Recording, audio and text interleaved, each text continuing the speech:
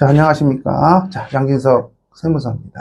이번 시간에는요, 가족법인을 통한 절세 전략에 대해서 간략하게 좀 설명을 좀 드리도록 하겠습니다. 실무상으로는요, 우리가 가족법인 또는 1인 법인, 자녀 법인, 같은 걸로 다 통용해서 쓰죠. 그래서 외부 사람이 들어가지 않은 걸 우리가 가족법인 등이라고 하잖아요. 근데 이제 우리가 세법입니다. 상증법에서 보는 가족법인의 개념은 어떤 용어로 쓰냐면요. 참고사항으로 좀 들으세요. 추후에도 여기와 관련되는 내용들을 상세하게 좀 설명을 드릴 건데요. 좀 어려운 내용인데 특정법이라는 용어를 우리가 가족법이라는 용어를 씁니다. 그러면 특정법이라는 게 뭐냐면 A라는 법인에 거기 최대 주주가 있겠죠. 우리가 지배주주라고 합니다. 그 지배주주와 관련되는 친인척들이 있어요. 우리가 통상적으로 지배주주 등이라고 합니다. 지배주주 등. 그 사람들이 주식을 보유하는 게 직접이 됐던 간접적인 비율이 됐던 그렇게 해서 30% 이상입니다. 30% 이상이 되면 우리가 특정 법인이라는 용어를 씁니다. 자, 그 특정 법인이라는 용어로 쓰고 우리가 이제 통상적으로 우리가 듣는 얘기는 가족법인하고 동일시하고 있죠. 자, 그렇게 한번 세법상 특정 법인이 있구나. 법인 사업자가 아니고 능력이 워낙 탁월합니다. 그 전제 조건이 그거예요. 개인 명의로 사업자 등록증을 내서 이익이 뜹니다. 이익이 뜨면 100만 원을 벌었다고 칠게요. 근데 우리나라 최고 세율이 10억 초과가 어떻게 돼요? 49.5잖아요. 50% 정도의 세금을 냅니다. 자, 그러면 소득세를 한번 냈을 거 아니에요. 개인의 입장에서. 그래서 소득세를 내고 남은 돈이 있겠죠. 반을 냈다고 칠게요. 자, 그 100만 원 중에서 50만 원이 남을 겁니다. 돌아가실 때가 되면 상속세가 됐던 그 전에 증여가 됐던 과세표준이 30억이 넘어가 버리면 자, 요 50%만큼의 상속세나 증여세를 냅니다. 그럼 50%니까 얼마예요? 25만 원을 또 내는 꼴이 되죠. 그 남은 금액은 얼마가 돼요? 25만 원이 남습니다. 그럼 100만 원을 벌었는데 개인 사업자로 냈을 때는 소득세 한 번 냈고 여기 건강보험료 4대 보험은 제가 별도로 말씀을 안 드렸습니다. 그 다음에 또 돌아가실 때 개인의 입장에서 최고세로 50%를 받는다면 남은 돈은 즉 자식한테 줄 수 있는 것들은 25만 원에 해당되는 부의 이전밖에 될 수가 없는 겁니다. 자, 그러다 보니 고소득 자영업자든가 전문직 종사자 등은 무슨 생각을 할 수가 있어요? 세금이 너무 많으니까 법인을 둬서 자식들한테 상속세, 증여세 부담 또는 법인세 부담을 좀 누그러뜨려야 되겠다라는 생각이 들 수밖에 없지 않겠습니까? 가족법을 만들면 이제 만드는 단계가 중요할 거 아닙니까? 설립 단계를 설계를 어떻게 하느냐 한번 좀 설명을 드릴게요. 이거는 제 개인적인 생각입니다. 가족법을 만든다면은요, 내가 1인 주주입니다. 1인 주주로 해서 본인 명의로 해서 아버지 명의로 해서 100% 지분을 가지고 있다고 칠게요. 자본금은 1,000만 원 가정을 합시다. 1인입니다. 회사가 성장을 해버려서 추후에 가치가 50억 그 다음에 100억이 됐다고 한다면 그게 세금을 내고 남은 돈이잖아요.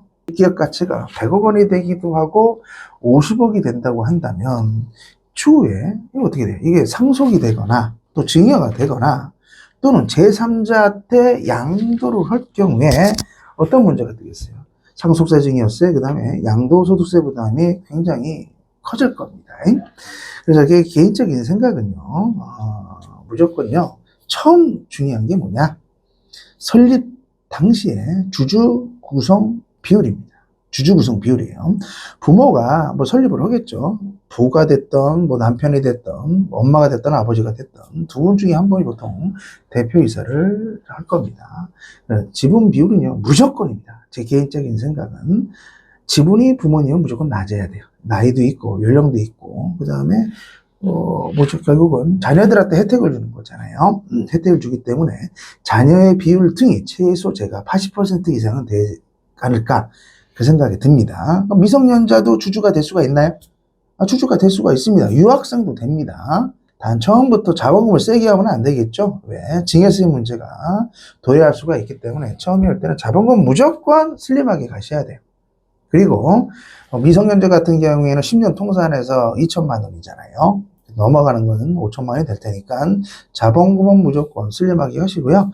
만약 뭐 주주로 들어온다고 한다면 미성년자 등이 증여세 신고를 뭐 하는 분도 있고 안 하는 분도 있는데 증여세 신고를 하는 게 좋을 것 같다고 개인적으로 생각이 됩니다. 그래서 자금의 출처를 소명을 좀 해주시고 최대한 많이 주주를 구성을 해주시고요. 그래야지 추후에 돈을 벌었을 경우입니다. 이익이 많이 벌었을 경우에 배당 등으로 해서 뿌려줄 수 있는 경우의 수가 굉장히 많단 말이에요.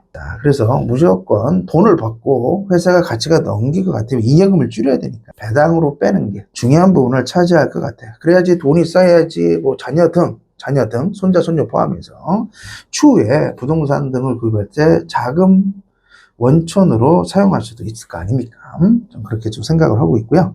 자, 그 다음에 이게 가족법인을 또 좀 말씀을 좀 드리면 이게 가족법인이 상장법인이 아니잖아요. 기본적으로 부동산 법인은 비상장법인이기 때문에 주식이라는 걸 있죠. 제3자한테 파기가 쉽지는 않아요.